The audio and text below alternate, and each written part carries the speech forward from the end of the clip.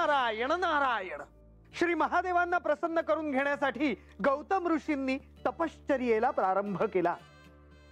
पर्वत श्रेष्ठ अशा कैलासावर गौतम ऋषी जाऊन पोहोचले. शुचिरभूत होऊन त्यांनी श्री महादेवांची स्तुती करण्यास प्रारंभ केला. नारायण नारायण.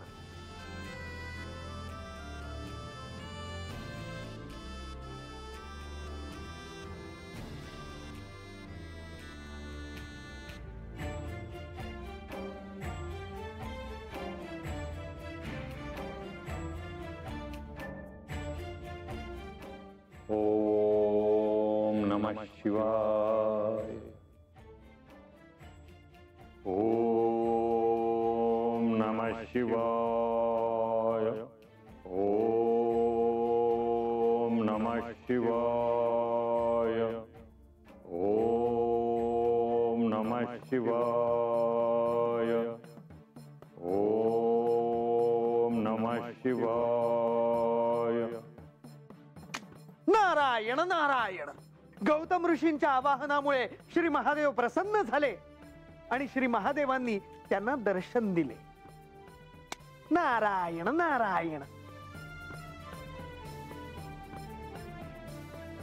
ओम नमः शिवाय. ओम नमः शिवाय.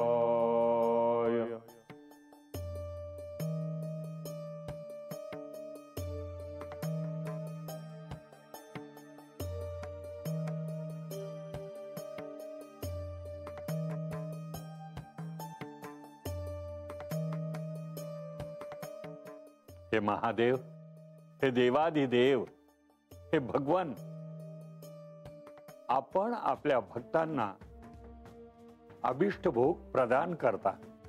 सर्व देव देवता देखील आपणास देवांचे देव अशी आपली स्तुती करता.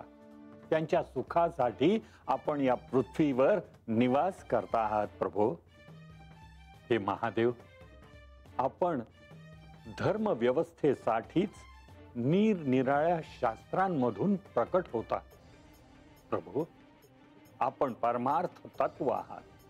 आपल्या स्वरूपाची चर्चा या बुद्धीच्या आधारे करणे केवळ अशक्य आहे प्रभू. आपण सत्य स्वरूप आहात. प्रभू, आपण माझा नमस्कार स्वीकार करावा. प्रभू, ज्या भक्तांवर आपली कृपा दृष्टी होते ते जन्म मरणाच्या फेऱ्यातून मुक्ती प्राप्त करतात. हे प्रभू, हे कृपावत्सला, हे भक्तवत्सला, आपण माझा प्रणाम स्वीकार करावात प्रभू.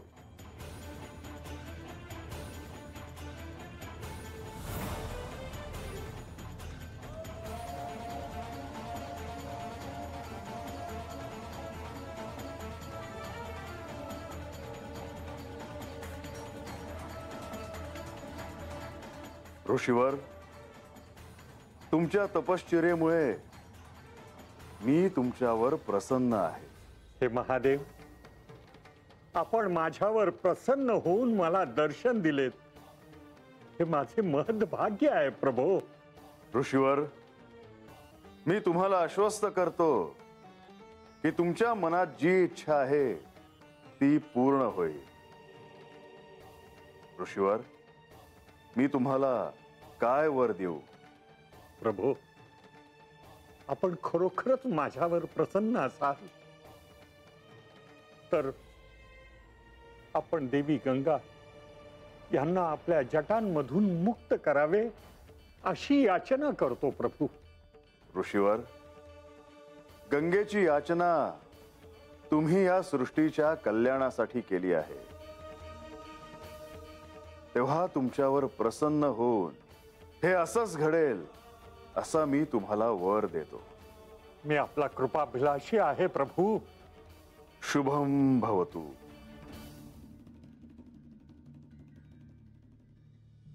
गंगा, गंगा, या क्षणी तू इथे प्रकट व्हावं.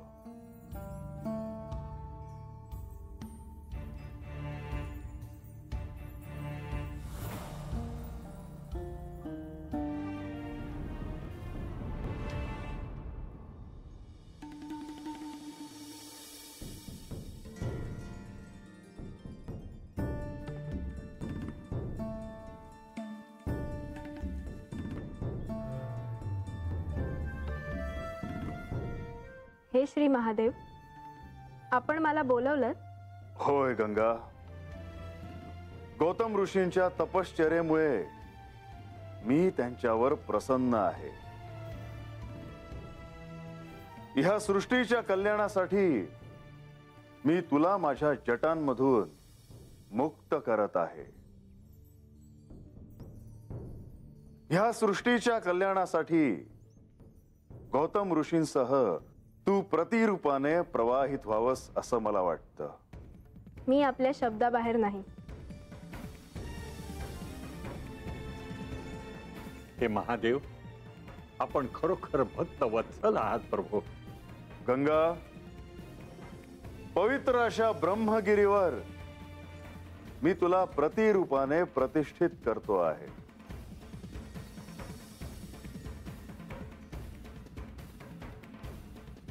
हे महादेव, आज ही साऱ्या सृष्टीसाठी मोठी आनंदाची गोष्ट घडलेली आहे.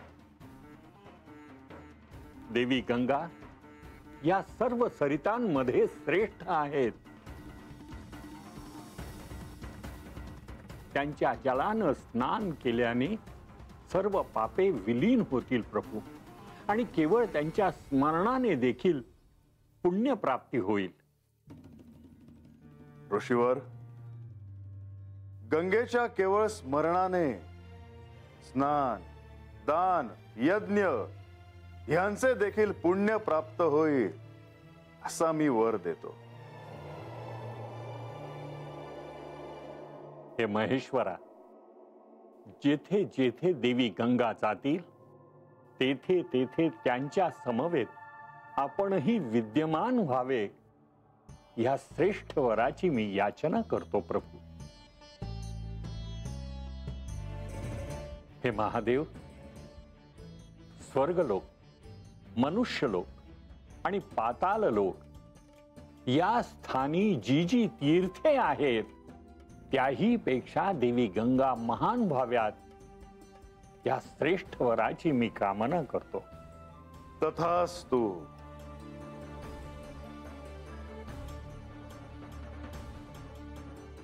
हे ऋषीवर, आज मला श्री महादेवांनी या ब्रह्मगिरीवर प्रतिष्ठित केले.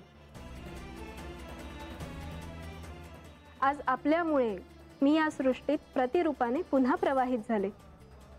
हे केवळ आपल्यामुळे शक्य झाले आहे. त्यामुळे आजपासून मी गौतमी हे नाव धारण करेन आणि त्याच नावाने प्रवाहित होईन.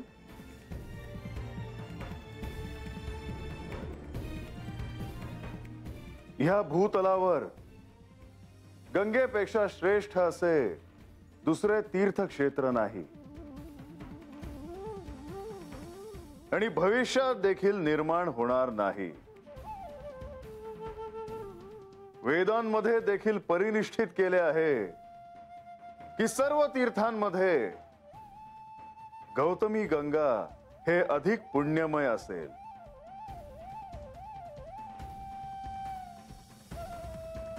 आचार्य जाऊन बराच अवधी झालाय. हो, त्यांची तपश्चर्या पूर्ण झाली की नाही याचाच विचार मनात आहे.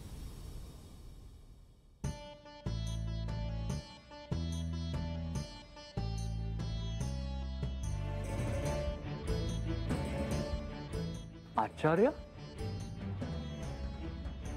आचार्य आले?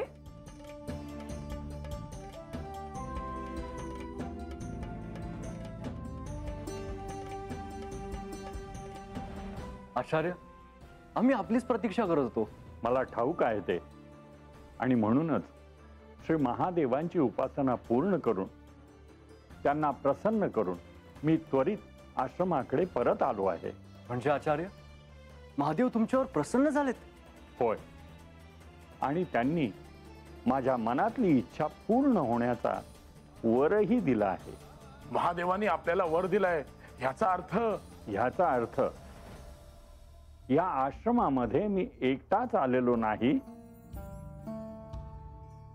तर देवी गंगा देखील ह्यांचं ह्या आश्रमामध्ये आगमन होणार आहे.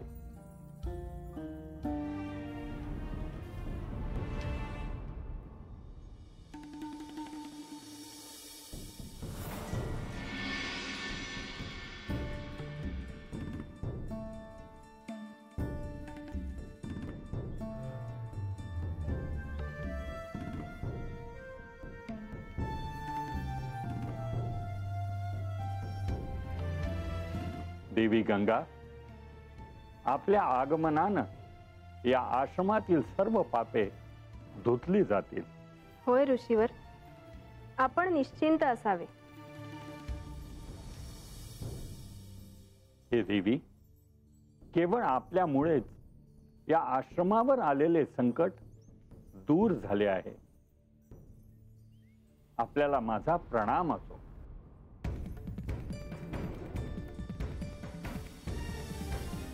ऋषीवर, मी केवळ माझे दायित्व पूर्ण केले. नारायण नारायण. आणि अशा प्रकारे श्री पार्वती देवींच्या मनातली इच्छा पूर्ण झाली. देवी गंगा यांना दुसरे स्थान मिळाले आणि त्याचा श्री पार्वती देवींना आनंद झाला. याचा अर्थ देवी गंगा या त्यांच्यापासून आणि कैलासापासून दूर गेल्या होत्या तर. म्हाळसा, पार्वतीच्या मनातील इच्छा त्या क्षणी पूर्ण झाली खरी, परंतु सारं काही केवळ तिथेच संपलं नव्हतं. म्हणजे मी समजले नाही.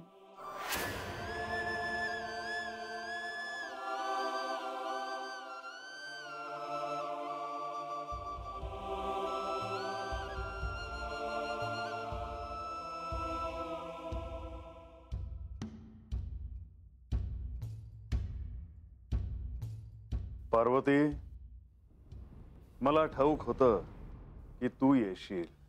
मला अतीव आनंद झाला आहे स्वामी. त्या क्षणाची मी मनापासून वाट पाहत होते, तो क्षण अखेरीस आलाच. गंगा या कैलासातून दूर गेली. पार्वती, तूर्तास जरी तुझ्या मनातील इच्छा पूर्ण झाली असली तरी एक गोष्ट मी तुला सांगू इच्छितो की हे सारं काही इथे संपलेलं नाही. म्हणजे मी समजले नाही.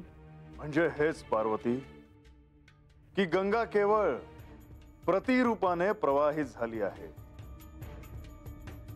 तिला ते स्थान तर मिळाले आहेच, परंतु अजूनही कैलासात गंगेचे अस्तित्व आहे.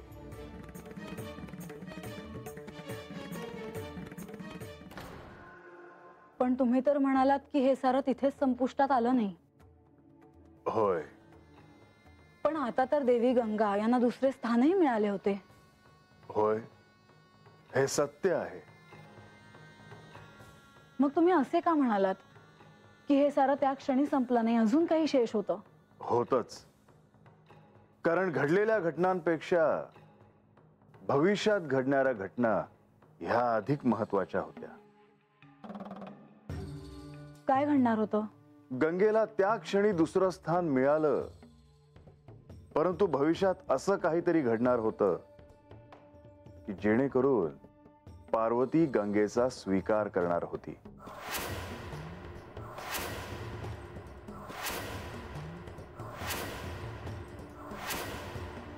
म्हणजे इतकं घडूनही पार्वती देवींना देवी गंगा यांचा स्वीकार करावा लागला. होय, आणि ह्या आख्यानाचे तात्पर्य हेच आहे. याचा अर्थ मीही बानूचा स्वीकार करावा असे तुम्हाला म्हणायचे आहे. मी इतकंच सांगेन की ह्या आख्यानात तुला जे संकेत मिळाले आहेत ते तू ओळखावेस.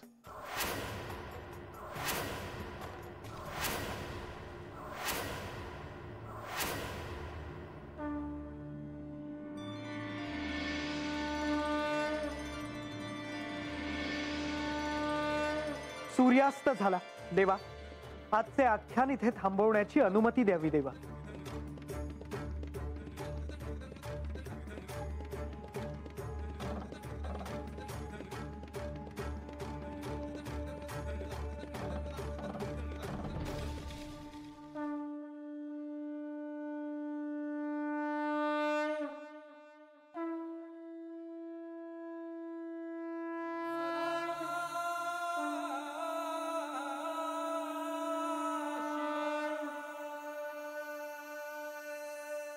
सदानंद सदानंद सदानंद सदानंद सदानंद सदानंद सदानंद सदानंद सदानंद सदानंद सदानंद सदानंद सदानंद सदानंद सदानंद.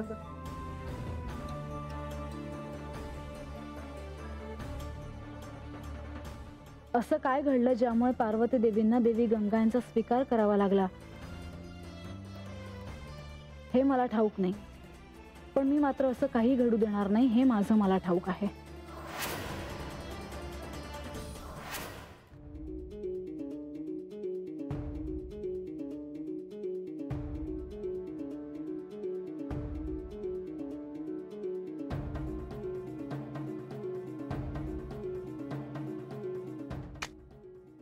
नारायण नारायण.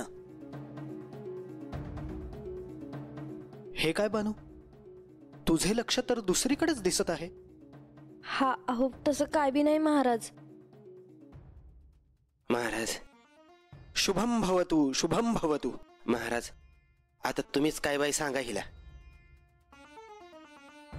रंग्यावग काय बी बरवू नकस महाराजांमोर, मला काय बी झालेलं नाही. हाय का आता. अगं आख्यान संपल्या धरणं कोणावर काय बी बोली नाहीस, अशीच गपगप आहेस.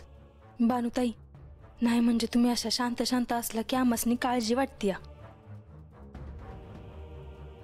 बानू, हे दोघे जे काही म्हणतायत ते मलाही जाणवत आहे. एका शिष्याच्या मनात नेमकं काय आहे हे त्याच्या गुरुला चांगलंच कळतं. तुला कशाची चिंता वाटते बानू? तुझ्या मनात जे काही आहे ते स्पष्टपणे सांग, कोणताही संकोच करू नकोस. महाराज मला जो त्रास होत होता त्याचा आता त्रासच करून घ्यायचा नाही असं ठरवलं आहे बघा म्या. तसं करून हाती काय बी लागत नाही हेच खरं आहे. आपलं दुखणं आपल्या मनातच ठेवायचं आणि कसला बी विचार नाही आणायचा. मनाला येईल तसं वागायचं. अशानंच आपल्याला त्रास होणार नाही हे ठाव झालं आहे मला. बानू, तू कितीही न दाखवण्याचा प्रयत्न केलास तरी तुला होणारा त्रास आम्हाला दिसणार नाही असं होणार नाही.